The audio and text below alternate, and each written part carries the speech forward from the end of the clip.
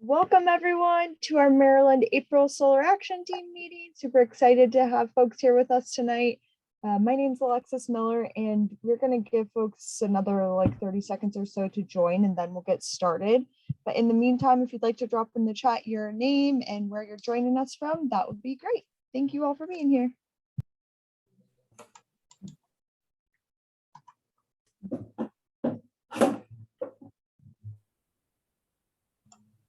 Would be nice if I could turn myself off of mute, right? I should be a pro at this by now.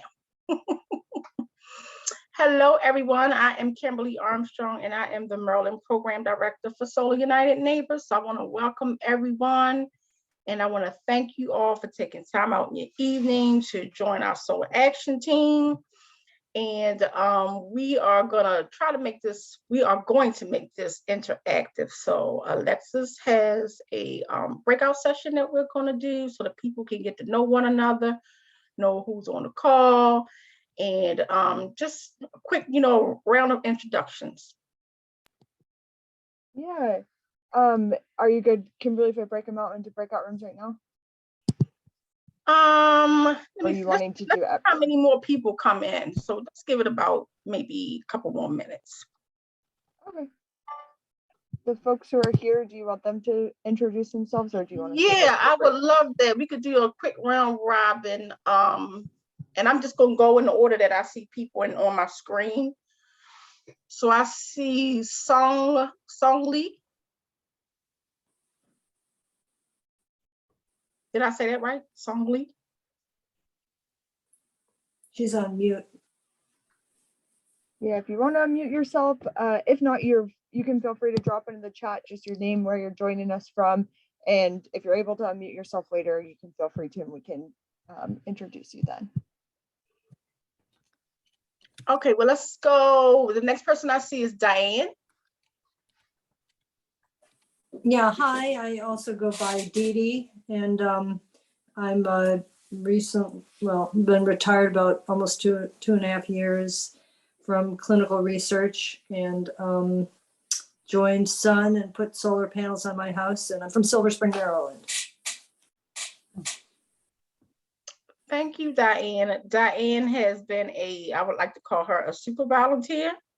She has helped me in one of our events. So I'll go with the next person I see is Jim. That's one of my other super volunteers. Hi, special hi to Kimberly, who I got to really bond with at the Chestertown Earth Day Festival last weekend in Chestertown, Eastern Shore. And now that I know how to table, I'm anxious to get out and do that a lot.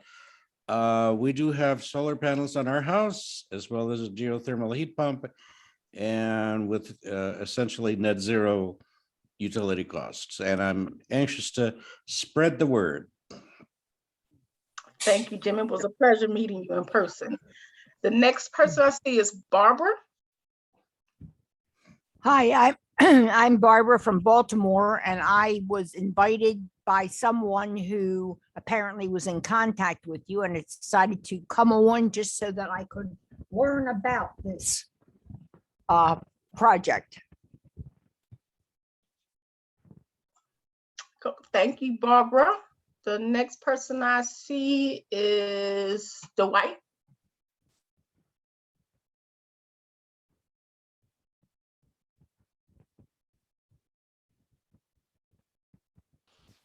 Unmute yourself, Dwight. There you go. I'm sorry, I'm a little jerky. I'm Dwight Shank. I'm from Silver Spring, Maryland. Got involved with you guys back in 2015. I've been in three of your co-ops so far. I've been in the solar panel co-op from Tacoma Park, a battery co-op, and a EV charger co-op. And I'm sad to say I haven't bought yet, but I hope to change that with the current co-op.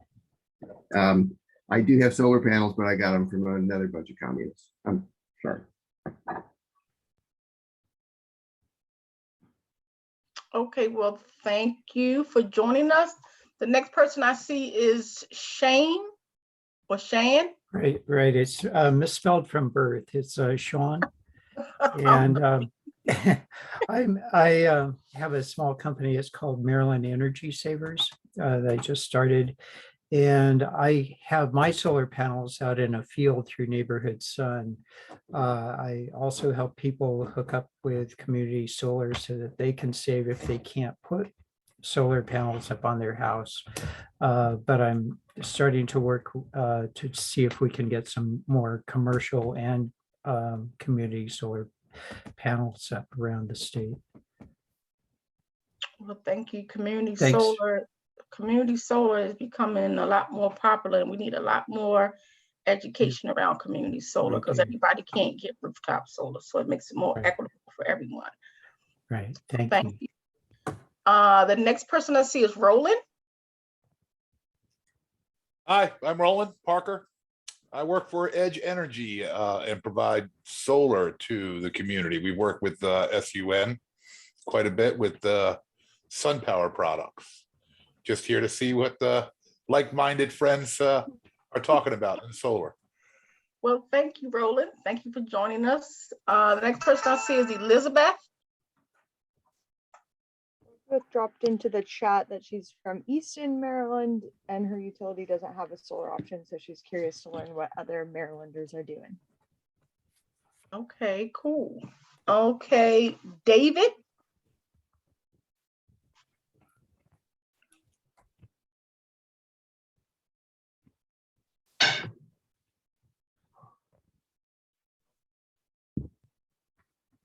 Okay, I see David is off mute, but I don't hear him.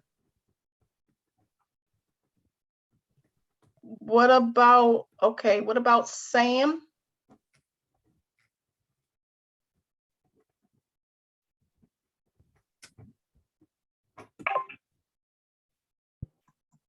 Sam, we're doing introductions if you want to introduce yourself. Oh, actually, Sam is coming. Oh, okay. Well, you're welcome to introduce yourself, even if your name's not Sam. Oh, that is so funny. Okay, so let me see. What? Okay, Sam, okay, while Sam figure out what he's trying to do, we're gonna keep it moving. Your name, you go to St. Albans School, you're interested in renewable energy. Yeah, we can do just quick breakout rooms for you guys to be able to meet each other in smaller groups. Oh, Sam, you're here. Yeah, I'm Sam. I go to St. Albans and I'm very interested in renewable energy. Okay, well, thank you for joining, Sam, and I'm glad to see some young faces in the crowd, other than myself. Okay. Edie's counting herself as young too. I saw that hand. We're all young. Okay, I'm going to do quick breakout rooms for you guys to be able to meet each other. We want to provide opportunities for you to get to know others in the state as well, others that are a part of the volunteer team for Maryland. So I'm going to do those quickly. When I open the rooms, it'll give you the option to join the breakout room. So you just click on the button and it'll have you join.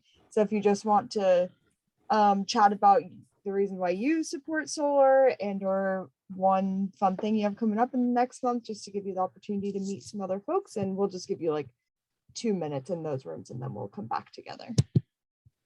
So they should be open now. So you should see an option to open or to join the rooms. And if you just stay in the main room, you're stuck with me, but everyone else should have a spot to go.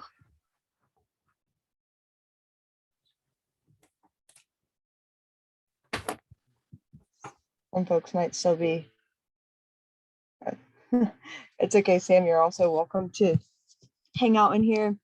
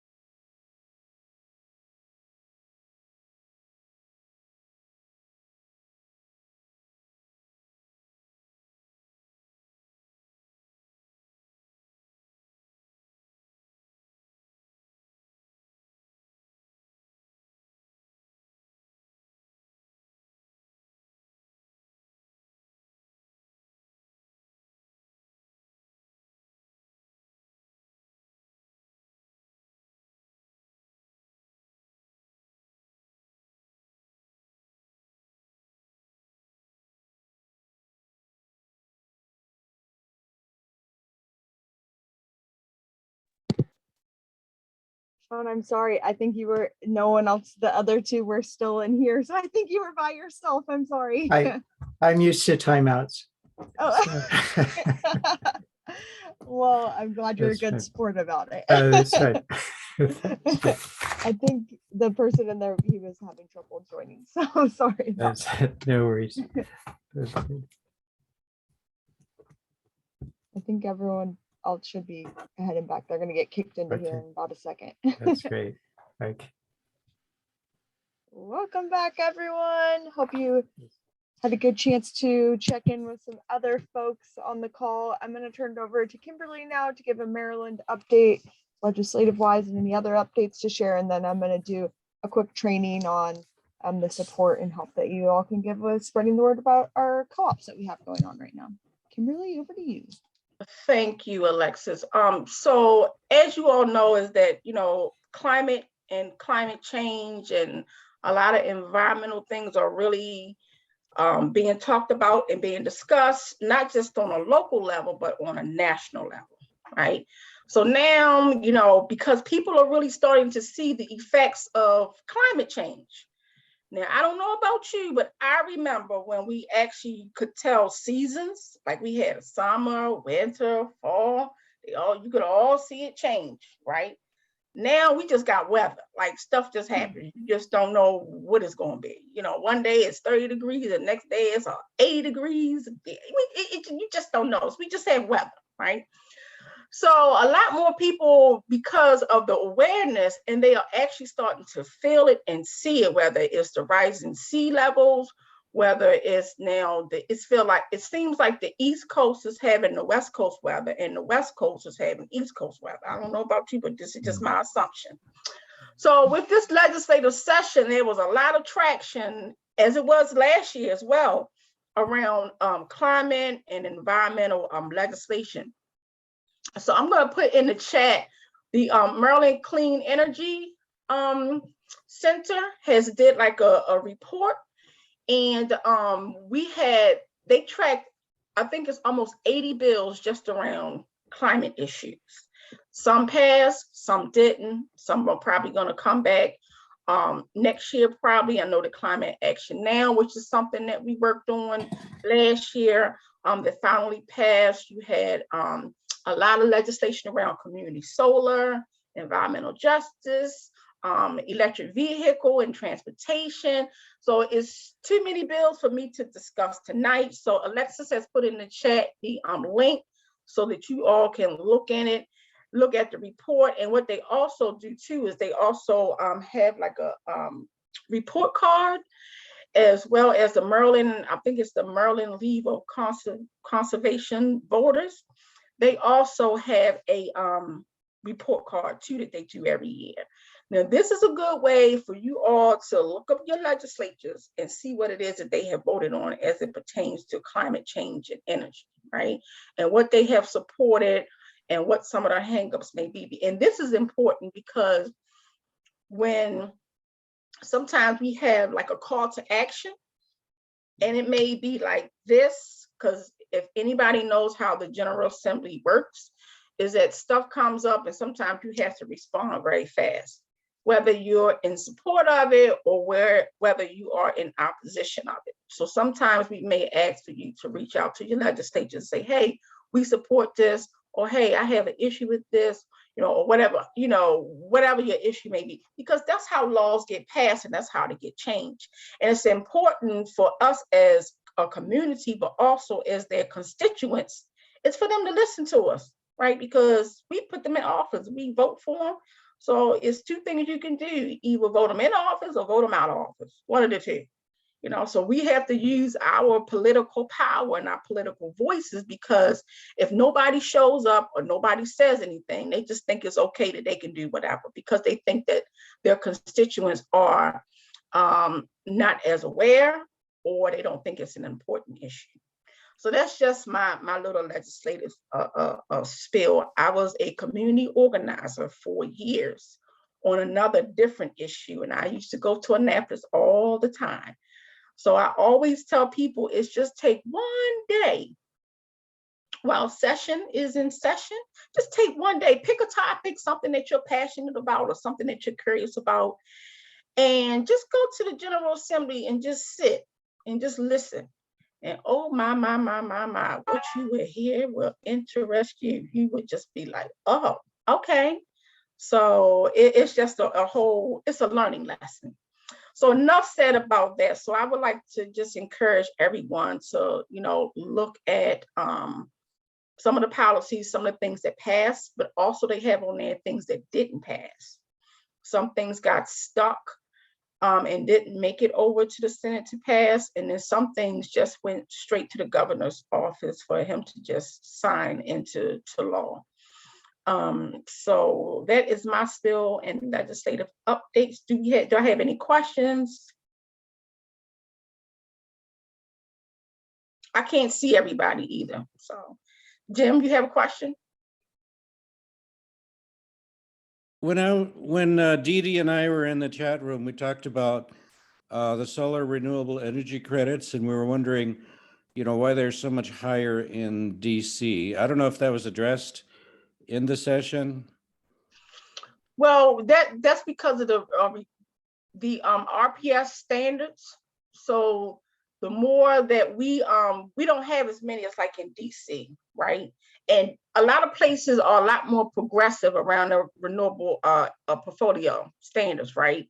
So that's why DC in Maryland, when it first came out, we had more of a bigger RPS. So our SRECs and our standards were a little bit higher, and the SRECs were a little bit higher as well. And so because people really were not paying attention to it, they slowly just started going down. So now they're starting to come up just a little bit. So that's one of the reasons why. I think my question, Kimberly, would be in that line of questioning, not to step on your toes about DC versus Maryland, but I think it's also about the fact that Maryland's much more populated and the renewable portfolio standard is 50%, whereas DC's is 100%. Exactly. You're exactly right. And the homes themselves are a lot different, many more row home centric than Maryland, which has a much wider variety of style of single family home. Yep. But did you see any? I haven't seen anything yet that you thought might affect the renewable portfolio standard, and 2023 being a significant year when it comes to SRECs. Do you feel or see anything on the horizon that might increase that portfolio standard above 50%? I don't know if it's going to increase up more than 50%, although there's a lot of talk around it, but in Maryland is, people just talking. So that's something that we have to work on, is the RPS standards. And when you look at the Clean Energy Report, there has been some work on the RPS. So you can just look at it and go through the legislation. I haven't had a lot of time to dig into all of the policies and, as like, what are they really doing yet, because session just ended on the 12th. So could one explain, you said RPS and the standard being 50% versus 100%. I don't know what that is. Yeah, so it's the renewable portfolio standards. So if you have a renewable energy legislation, something like DC, they want 100% by a certain time, right? Maryland is only saying they want 50% at a certain time. So say, for instance, if we had legislation to say we wanted 100% by 2025, then that would be some indication that the renewable portfolio standard would be, I guess you could say, more, and then you will get more SREC, solar renewable energy credits. Percentage. I'm sorry. No, I was going to say, 50% of what? Percent of the energy coming from renewable energy sources, not just solar, but everything altogether. Right. So it's not just solar, but it could be for. So if you go on the Maryland, that's huge. The Maryland Energy Administration, they have like a pie chart, right? of renewable, the renewable portfolio standards, and it has a carve out, right, of what sections around solar, wind, geothermal, all these different carve outs that they have that equal to the 50% of the renewable portfolio standard, if that makes sense. And we haven't met our goals. I think we have to 2035, right? Is that the date Yes, right now, Kimberly? Right, it's 2035. So, and then so like in comparison, DC's is 100% by 2042, I think, something like that. It's either 42 or 45. Yeah, 42 or 45. So we got time. So that the reason for all these legislative efforts is, what is Maryland doing to promote more renewable energy? And it comes in many forms, you know, the carbon tax, which is kind of like the highlight issue wall, if you will. But, you know, little things like companies are tax incentivized or motivated to do electric cars or Right. windmills or geothermal or solar or all of those. And I'll tell you this too, is that you have not heard a whole lot about wind, but wind is the next thing. So you have wind that people are starting to look at because they have already passed some legislation for offshore wind.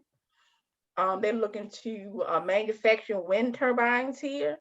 So it gets complicated, and I don't want to get into the weeds of things because legislation, it's just complicated, and it's just so many bills. It's really hard to keep up with all of them and things of that nature. So, you know, just piece by piece, you can do you know, just look at them.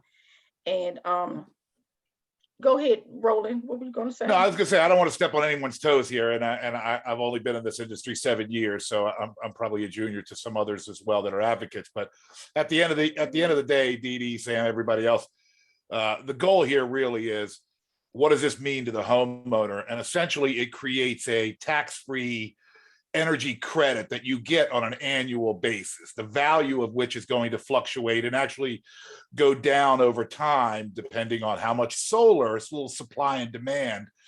But at the end of the day, it's still an additional supplemental tax, not tax credit, a supplemental entitlement to the homeowner to offset the investment that is financing or buying or leasing solar. So that's how we can make it affordable and you get it. So I want you to get solar, think about what you pay now for electricity.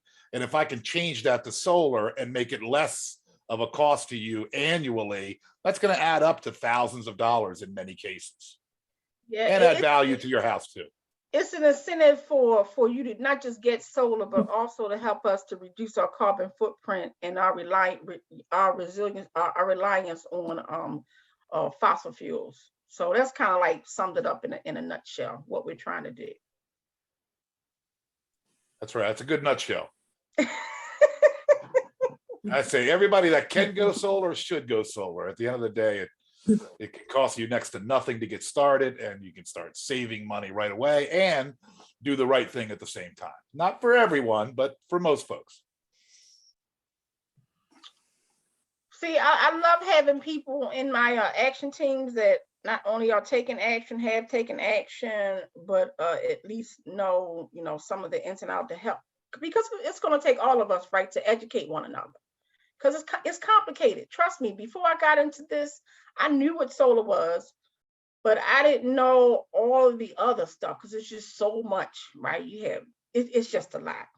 So moving on, because we could get into the weeds of things and we could be here all night talking about solar and everything else, right? So Alexis, next steps. That's okay by me. We keep going down that path.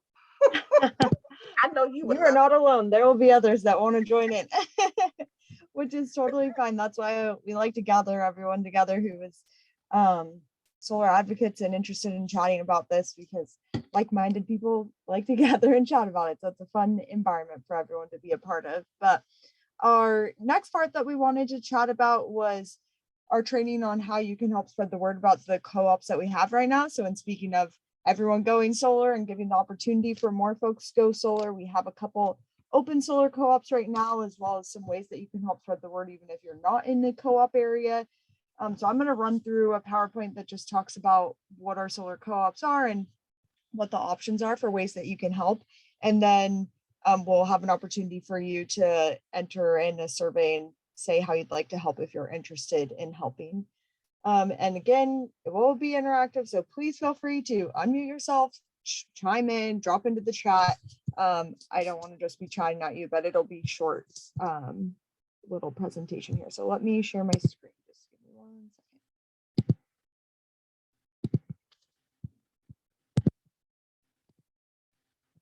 second. Okay, you guys should all be able to see my screen now. Are we good?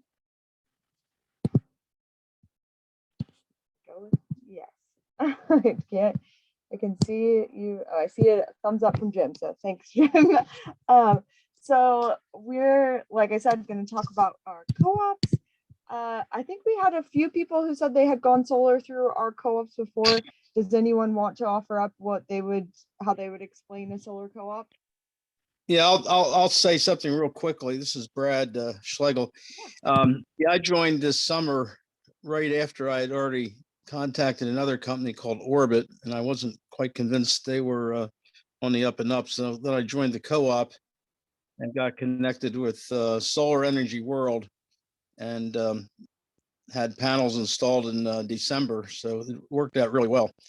And I mean, my description, I guess, the co-op, first of all, they do a lot of the legwork to identify a solar installer that is reputable and meets certain standards and saves people a lot of aggravation. Then you get a discount on the installation itself. So there's a lot of benefits that I've discovered, and getting, communication through Kimberly in particular has been very valuable.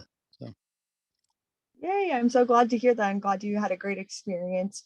Yeah, the co-op members are the ones to select the installer. So we have a group of folks that come together who are interested in going solar in a general geographic area. And then we get bids from solar installers in the area. And then the co-op members come together and select the installer. And then God, Dee Dee said she had the same experience. So that's so good to hear. That goes along with the next page of why do we do solar co-ops, and Brad mentioned a couple of the things where we're able to have someone like Kimberly and our Go Solar specialists who are on our team to be able to guide you through a process that can be complicated and hard to understand. We're able to help you through that process, as well as you can benefit from the bulk purchase discount pricing from having a group that is going solar together, as well as our mission is to have rooftop solar and community solar, really solar ownership at the core of the energy future. So this helps to support and build that mission, as well as doing our solar co-ops really helps us to be able to have a ear to the ground and have ground knowledge on what's happening in the market. We're able to see, are people having a tough time getting their interconnections? Are people getting pushback from HOAs, things like that. So then we know, oh, these are things that we need to work on and help people to support through this. And Kimberly knows, oh, there's some legislation going on about HOAs, and we've heard a lot about these from this certain area. So we know who to bring on to be a part of the conversation and what the issues really are to help address those legislatively as well. So it helps us have a well-rounded base of knowledge as we're approaching that, and to build solar power in communities as we're able to help more folks go solar and support people through that process. Yeah, I have a question on that note, because I had somebody tell me that their homeowners association forbade people from joining a solar co-op. Is that in fact common? Well, so the law is they cannot prevent you from going solar. The issue of homeowners associations, they will try to hinder you from doing it.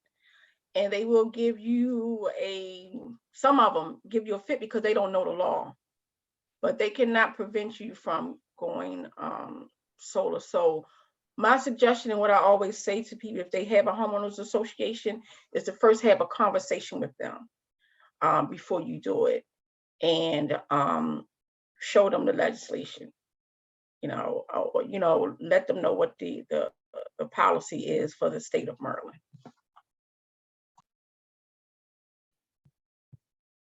Kimberly. So these are the co-ops that we have open right now in Maryland. There will be more coming, Kimberly, I'm sure, throughout the year, but this is what we have going on, just so folks are aware. We have our capital area solar co-op, and I'll drop these links into the chat in a sec. It's a little bit weird for me to do while sharing the screen, and then the Eastern Shore Solar and EV Co-op. Kimberly, if you want to drop those into, you can feel free, but folks are able to join those right now, as well as we have a lot of resources to help people go solar on their own if they're not located in those geographic areas, but are interested in going solar. So thinking about like, why do we need volunteers and you guys to be a part of this process, the co-op process? So you think about, who do you trust? And I'd love to have folks just drop into the chat. Do you trust your neighbors? Do you trust salespeople? Do you trust Solar United neighbors? Do you trust your family? Who are people that you go to for advice when you're trying to make decisions or just like getting advice about things? Anyone? You trust Kimberly? Not getting a reaction from anyone. People with experience from Elizabeth. Jim, I see your hands raised. You're welcome to chat. Yeah, well, I emphasize that Solar United Neighbors is grant funded. It's a nonprofit. It, it doesn't benefit directly from. There's no financial entanglements. It's just funded to help people. Yeah, I love that. Well, and thanks, Kimberly. Kimberly's dropping the link in for those co-ops, but we trust typically with decisions like the people that we know. So whether that be your friends, family, or if you have a relationship with us and know that you can trust us, it's well documented that places where someone installs solar panels on their roof, then neighbors around them tend to install panels as well, called the neighborhood effect. So it's helpful to have, when some folks install, more people are able to see it in action and see the impact of that and trust the process and able to ask questions from that. So I'm sure some folks who have solar have seen that and seen folks chat with them about that as well. So just to give a forewarning for those who don't have solar or don't feel like they're an expert in solar, you totally don't need to be to spread the word about solar or to talk about co-ops. You don't even need to have solar to do those things. It's just important to know your reasons for why you support solar. These are some tips and tricks, but you're welcome to make it your own. We say solar helps the economy, helps the environment, solar saves you money, creates energy independence, finding whatever your reason is for your support, and also sharing your solar story. It's helpful, like Brad and Dee Dee were saying their solar stories, to share that is really helpful and impactful for people to see.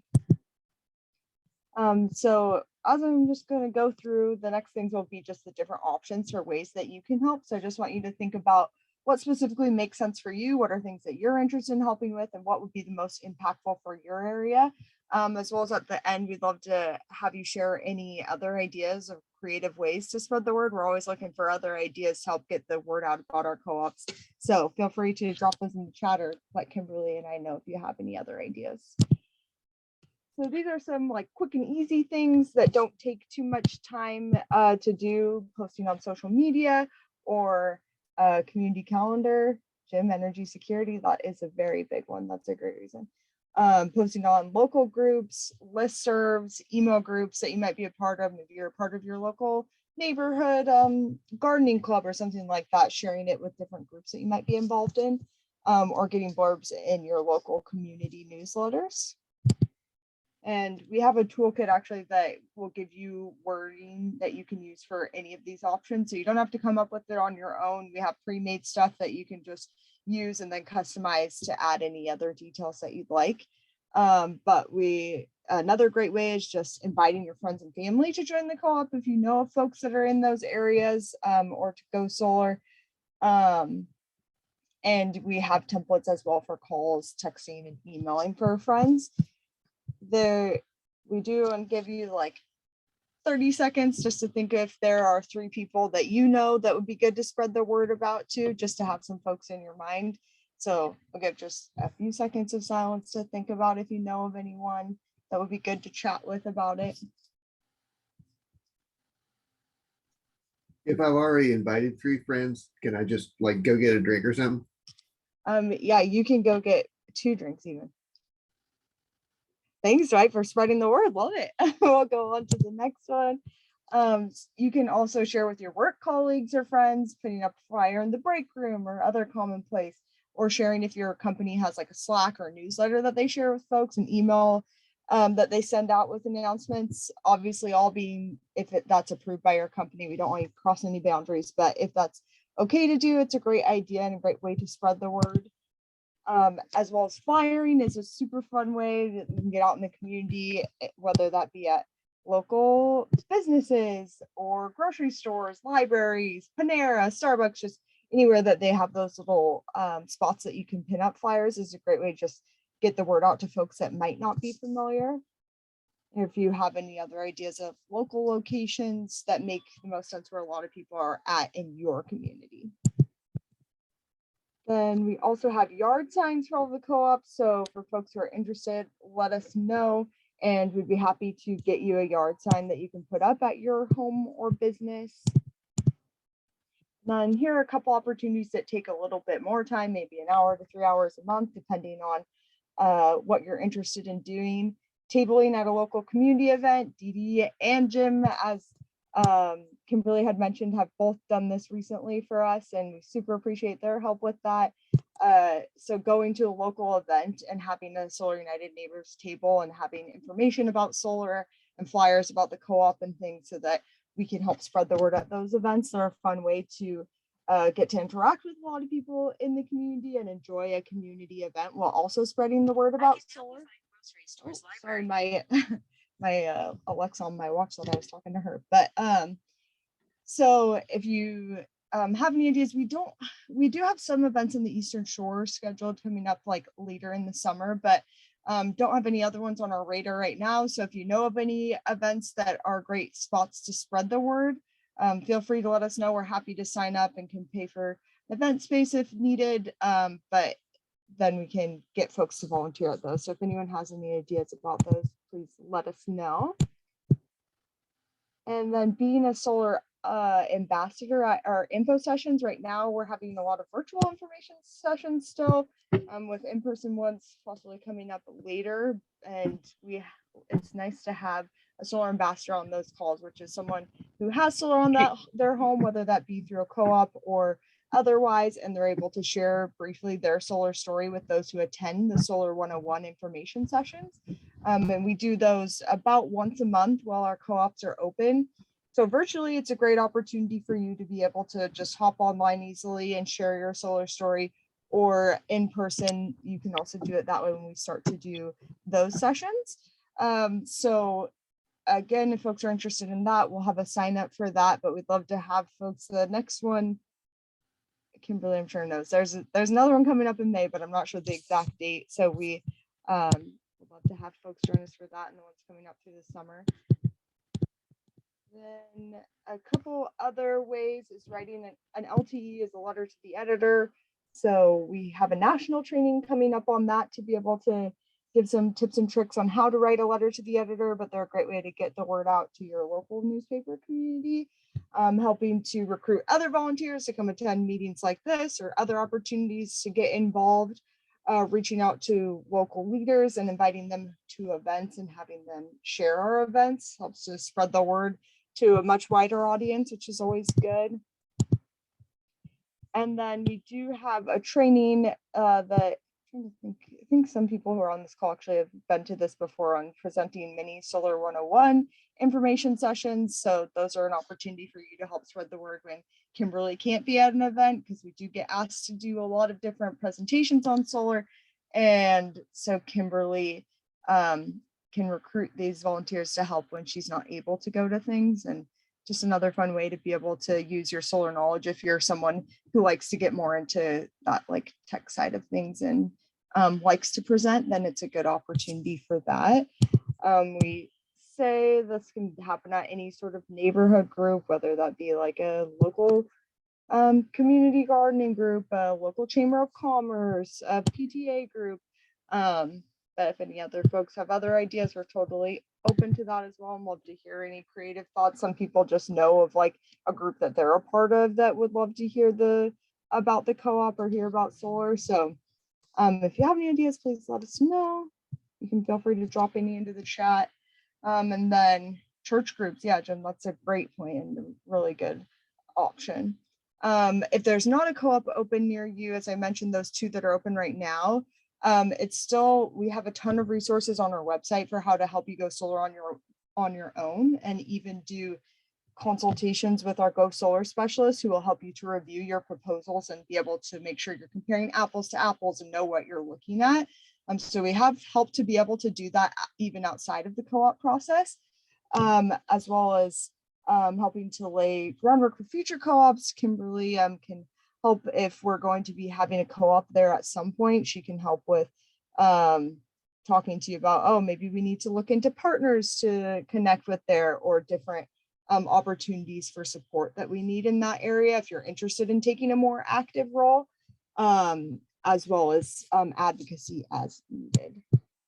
So how do you want to be involved? I'm going to stop sharing my screen, and then it's a little bit easier for me to see everyone and for you guys to all see each other, but I'm going to drop into the chat a quick survey for folks to say if you would like to be involved. It gives you a bunch of different ideas for how you'd like to be involved, and then we'd love to give folks a minute or two to fill that out, and then open it up for questions, thoughts, ideas that you have on spreading the word. And Kimberly, I'll also let you add anything else that you'd like to.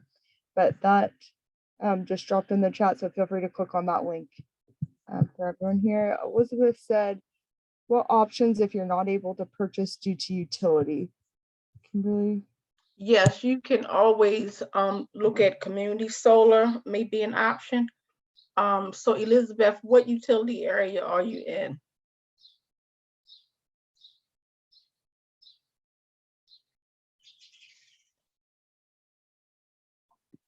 Can you hear me? Yes, I can hear you. Okay. So the town of Easton has its own utility. So we couldn't do Delmarva Power if we wanted to. We have to, and Easton doesn't do solar at this point. Okay, so that could be some legislative stuff that we would have to address. So can you shoot me an email? Yeah. And what information do you need? Just send me an email and let me brainstorm, because this goes back to like legislation and policy. I don't know what could be done, but it's something that we could brainstorm and think about some advocacy around that. Okay. But also I wanted to say, as far as like doing the outreach, don't feel like you need to know the answers to everything, so don't let that, hinder you from, tabling or doing some outreach and talking to people. Because I mean, I'm in the industry and stuff is moving and changing so fast, even I don't have the answers to everything. So as you being a volunteer and taking your time is, if you don't know the answer to something, you can always say, I don't have the answer for that.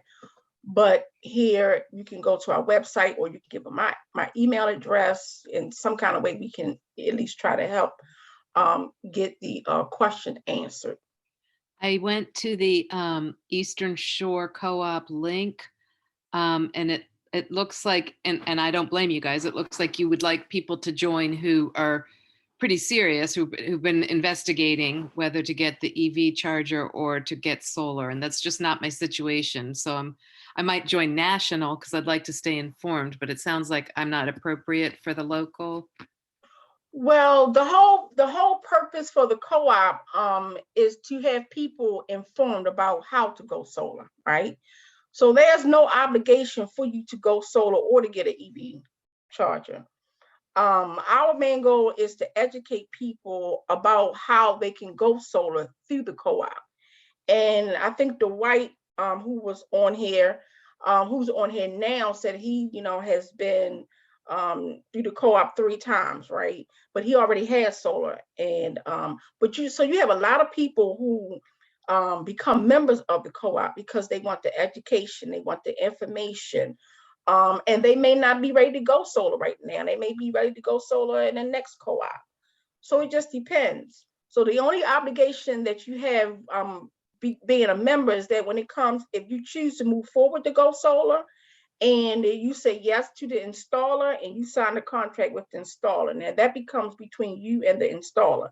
But our main goal is to get the information out about some of the updates around legislation, advocacy, policy, and to help people to go solar in an informative way, and give people the tools and the skills to do their own homework and their own investigation.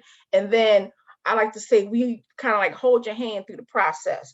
And when you're ready to go, then we're going to still hold your hand through the process. So it's not going to be like the mother eagle, right? She just pushed the baby out of the nest and just fly off and just figure it out, put your wings out and just start flapping.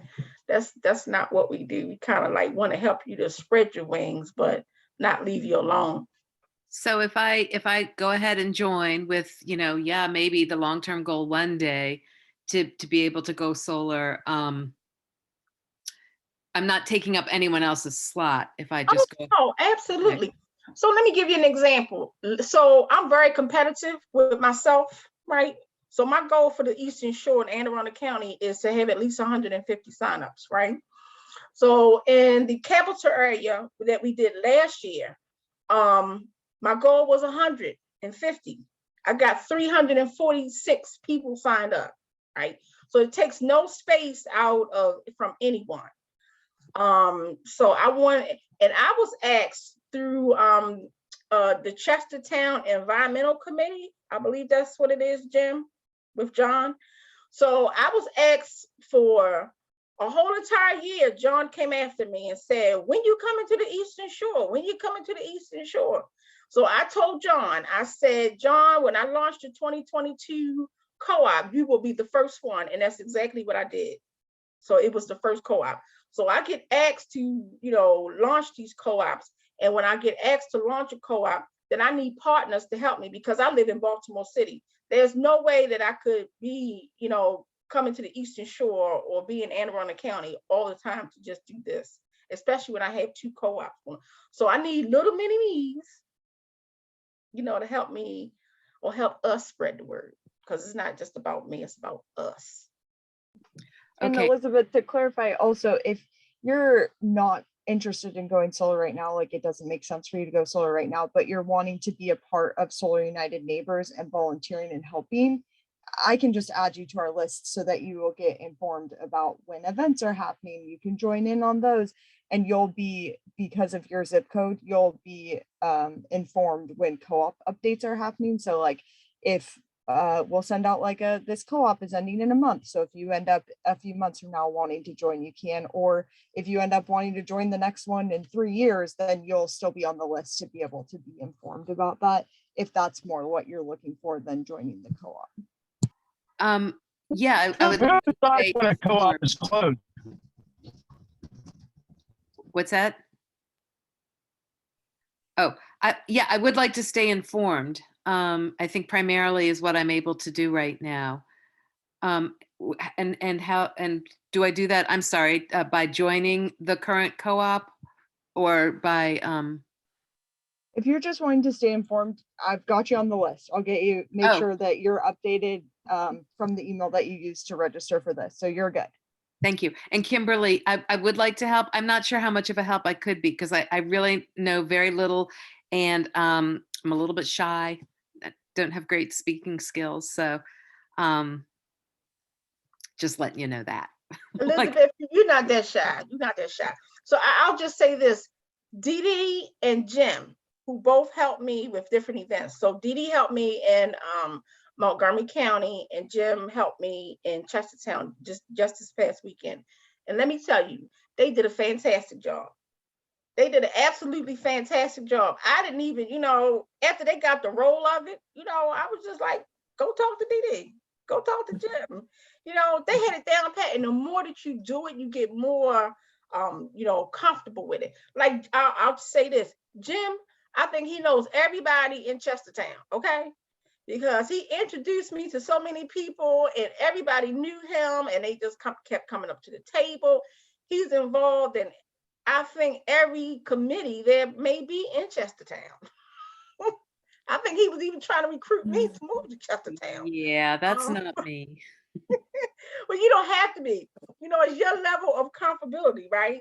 So, and you don't have to like do tabling. You could, you know, find another way that may not be as intimidating. You know, you do whatever your comfort level is, right? We're not here to pressure you to do anything, you know. So if you just want to chill and just want to send out links to people or you know, include it in your newsletter, you know, that's fine too. So it's as what it is you want to do. Okay, thank you. I have a couple of questions for information, requests for information. I once did post on my neighborhood listserv. There's several hundred families in the neighborhood I live in. And I did get a couple people get back to me. I just said I had a really good experience. But I'd like to do that again with some script that you all could give me that's a little more polished. And then, you know, I might have people, because if it worked on my house, it's obviously could work in other houses in this neighborhood. The other thing is I've always been curious that when I got my panels through the co-op, there were a set of criteria for selecting the contractor. And I really liked that because I didn't want to have to sit down with 5 different contractors and go through it. But I would love to have just a simple list of what they look for. I know one of them, because I also ended up with Solar Energy World, was that it was local, as opposed to there's a company in Utah. So I know that was one of their criteria. So I would like to be able to have that list so people can ask me, that you can have confidence in the selection because these are the criteria that they're using to select the contractor. I can help you with that, Dee. So we have a hard stop at 7 o'clock because Alexis is on a mission and she has another action team to do after this one. So if anyone has any questions or wants some follow-up, just shoot me an email. Alexis is our volunteer and outreach coordinator. So she does a lot of that coordinating with me around, you know, events and volunteering, you know, and outreach and all that good stuff. And Dee, I will send you an email with I don't know if you got the link for that. Alexa just. You did, yeah. I just got that. I'm just sending that to. Great, I guess. Okay, and also just help us to spread the word through your email, newsletters, social media about the Eastern Shore and the Anne Arundel County Co-op. Because Capital Area already has 45 members in it, and the Capital Area, the Anne Arundel County Eastern Shore, we don't have any signups yet. So I'm really pushing that because I know that people can go solar on the Eastern Shore and Anne Arundel County. So closing, I just want to say thank you all for your time, and if there are no burning questions, Alexis has to go. Yeah, we'll wrap up there, but I really appreciate everyone coming. I'll send up a follow-up email and it'll have that link, Dee, so that folks can use it and you don't have to worry if you're able to copy and paste, as well as the other resources that we shared. And I'll share the survey again, but feel free to respond to that email if you have other thoughts or ways that you would like to be involved. We'd love to connect with you on what makes sense for you time-wise and just fit for your life. So feel free to respond to that. And Kimberly and I are super grateful for you guys and all your help. And we will see you guys again next time. So thanks, everyone. Have a great night. Thank you. Thank you, and have a good evening.